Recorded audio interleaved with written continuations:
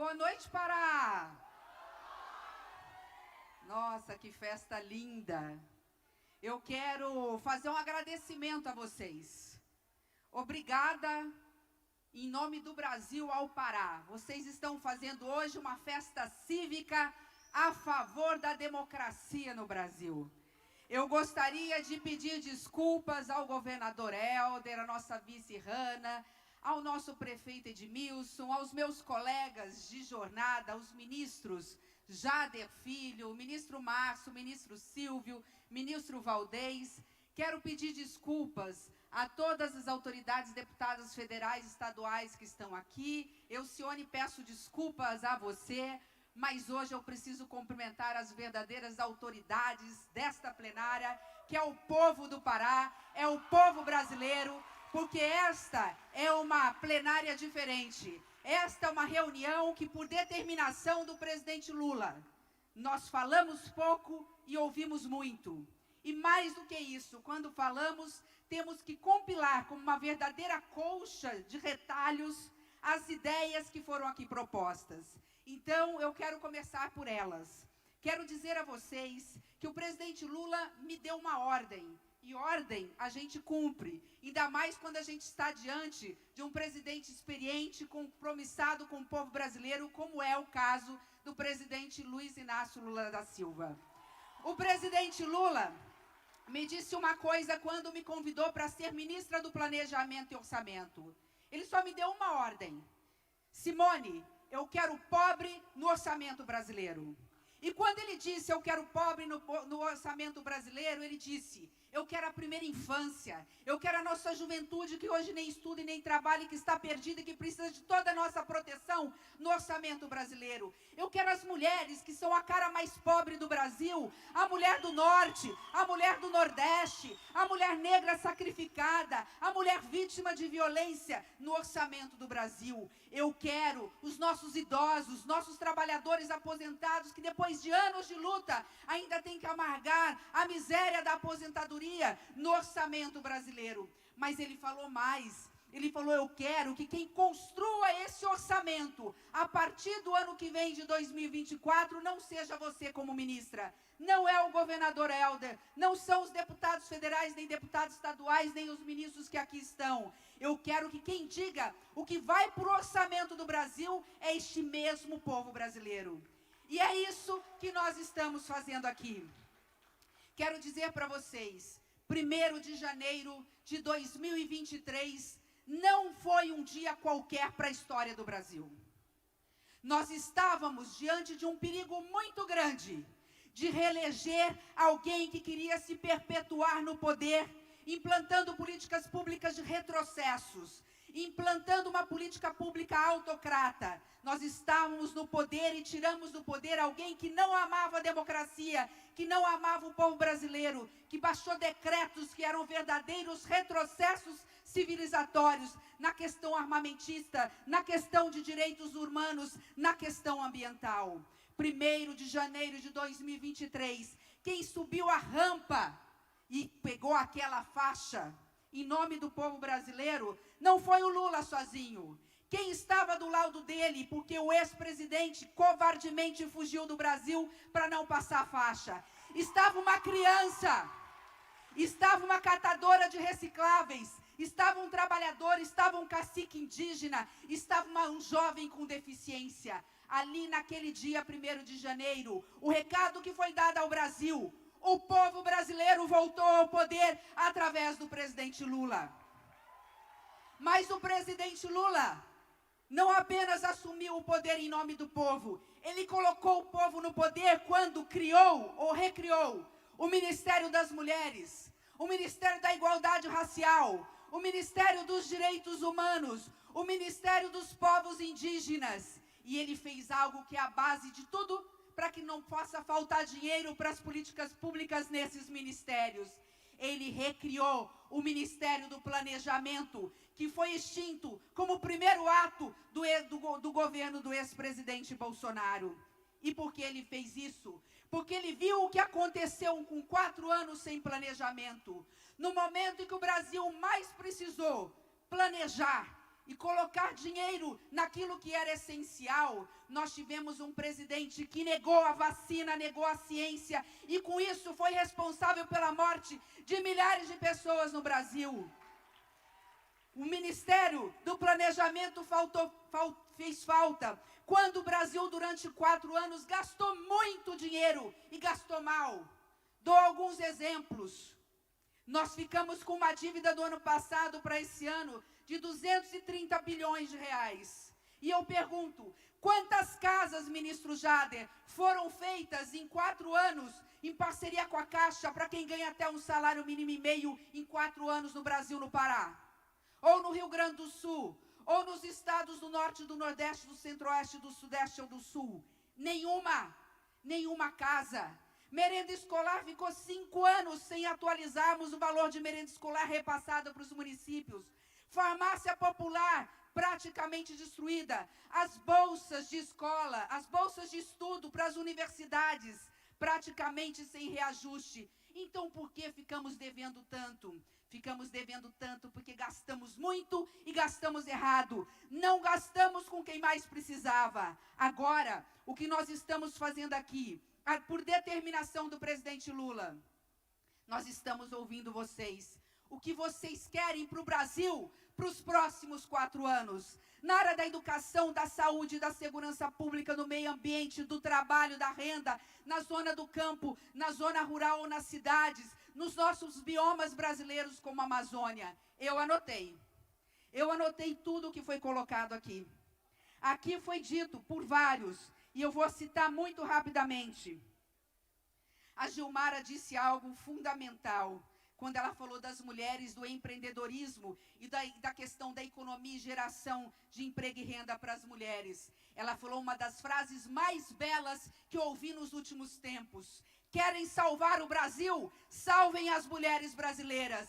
As mulheres brasileiras precisam estar vivas para ajudar o Brasil, mas precisam de trabalho com carteira assinada para ter segurança e colocar dinheiro dentro de casa.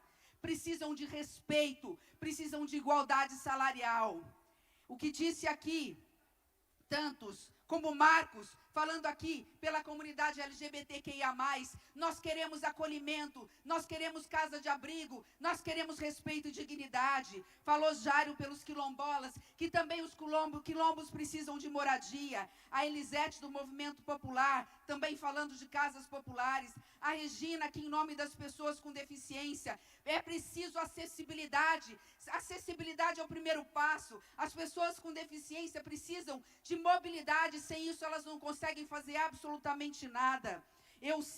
Falando aqui sobre as centrais sindicais, é interessante, ela não falou só dos trabalhadores, ela falou aqui do desenvolvimento regional, olhar para o interior do Brasil, olhar para o Pará, olhar para os estados amazônicos. Eu também sou do interior do Brasil, eu venho lá do Centro-Oeste, os Norte, Nordeste e Centro-Oeste precisam e vão ter políticas públicas diferenciadas para se desenvolver, para garantir a igualdade com estados do Sul e do Sudeste.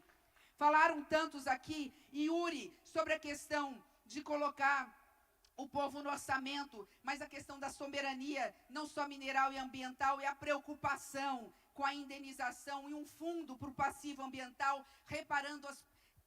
garantindo reparação para as pessoas que são atingidas. Ronaldo, pelos povos indígenas, falando da biomedicina, de habitação, de produção. Foram tantas coisas ricas que foram colocadas aqui. Isso tudo, gente, vai constar no planejamento e vai constar no orçamento. Mas aí depende de vocês. O Márcio vai falar, para eu não me delongar, como é que está o nosso PPA. É preciso votar. E as políticas públicas mais votadas, que tiverem mais votos, são aquelas que serão primeiro atendidas. Aí alguém pode levantar a mão assim e falar, mas espera aí, quer dizer que se moradia não aparecer muito, não vai ser feito? Se nós não colocarmos lá que tem que terminar as creches para a primeira infância, não vai ser feito? Não, tudo que aparecer vai de alguma forma constar no PPA.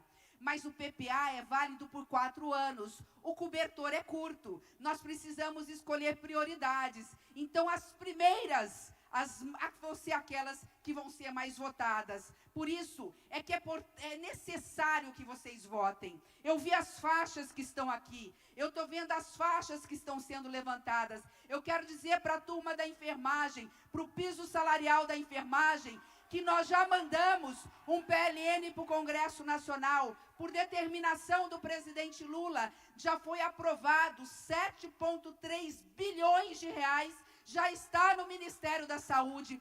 Houve um erro formal, está tendo que fazer uma alteração mínima nesse erro formal, e nós já vamos colocar no orçamento do ano que vem, para a piloa do ano que vem, 11 bilhões de reais para o ano de 2024. Indo para a minha fala final, eu só quero dizer o seguinte: o Brasil é tão plural e diverso, é tão lindo, que é muito bom andar o Brasil. Eu estive aqui mais de uma vez, e eu quero dizer para vocês que essa não é só a terra da floresta amazônica, da Amazônia Legal. Esta é a terra de um povo valoroso que, como disse o governador Helder, merece respeito e quer trabalho. Se vocês têm a maior biodiversidade do planeta e com isso podem trazer tanta riqueza para o Brasil, não é possível ter uma região tão rica com um povo tão pobre. Essa riqueza tem que chegar para todos vocês. Então é sim, floresta em pé, mas gerando renda para os homens e mulheres que vivem aqui. Este é o compromisso do presidente Lula. E aí vem a COP30. A COP30 vai trazer a oportunidade para o Pará, porque nós vamos ser obrigados, e o presidente já avisou, de garantir as obras de infraestrutura que o governador Helder já pediu. As obras de infraestrutura para a capital Belém. Então é construção civil, é geração de emprego e renda, é incentivar o setor da iniciativa privada para garantir emprego para cada um e para cada uma de vocês. A COP30 vai ser o divisor de águas para o Pará, para a Amazônia, para o Brasil e para o mundo. Eu encerro as minhas palavras citando aqui já que o prefeito falou de um trecho do hino nacional, né, dos filhos deste soles mãe gentil, eu só faria um adendo, né, mas não pode ser mais gentil com uns do que com outros. O Brasil precisa ser gentil com todos e não deixar ninguém para trás. Nós não podemos, como diz o hino, ficar deitados em berço esplêndido, enquanto temos 33 milhões de pessoas passando fome, mais de 120 milhões de brasileiros com alguma insegurança alimentar e mais de 8 milhões de brasileiros desempregados. Então eu termino a minha fala citando um escritor e poeta daqui da região, José Veríssimo, né? A Amazônia como um todo, e portanto o Pará, não pode ser apenas produtor ele falou isso em 1800 e bolinha, há mais de 140 anos. Não pode apenas ser produtor de borracha, tem que ser produtor de ideias. O que é isso? Tem que tirar da terra o sustento para as famílias, e isso significa dignidade. E vou mais longe, numa fala de uma música de Fafá de Belém. Vocês já ouviram falar de Fafá de Belém? Eu acho que ela é lá de Mato Grosso do Sul, né? Não é não? Não? Ela é daqui mesmo? É? Fafá de Belém tem uma música que é pouco conhecida, escrita por um grande parceiro nosso do MDB, que foi compositor. Chama Vento Negro, alguma coisa assim.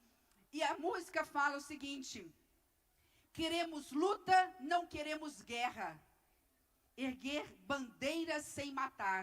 O que isso significa? Luta significa a união de todos a favor de um bem comum. Guerra nos divide e nos separa. Está na hora de acabar com a polarização do Brasil. O lema do presidente Lula é união a favor do povo brasileiro. Vamos para a luta por políticas públicas que atendam o povo brasileiro, sem guerra, sem ódio, sem discriminação, sem intolerância, com amor no coração. A erguer bandeiras que salvem o Brasil e os 210 milhões de brasileiros. Contem comigo, contem com os ministros, Contem com o presidente Lula. Estaremos até a COP 2025, olhando pelo Pará, olhando pelo norte, olhando pela cara mais pobre do Brasil, especialmente para quem mais precise. Fiquem com Deus. Viva o Pará, viva o povo do Pará, viva o Brasil e viva o presidente Lula. Viva Lula!